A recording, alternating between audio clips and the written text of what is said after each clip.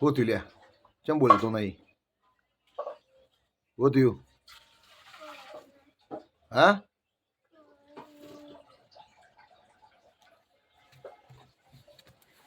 હું થયું ક્યાં તો ખરો પણ ખબર પડા બારા ચમ બેસી ગયો અલ્યા ગુંગા હોગા ખોતરો દાખમાંથી પણ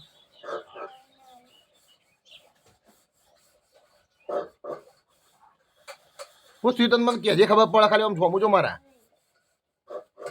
હા હવે તમે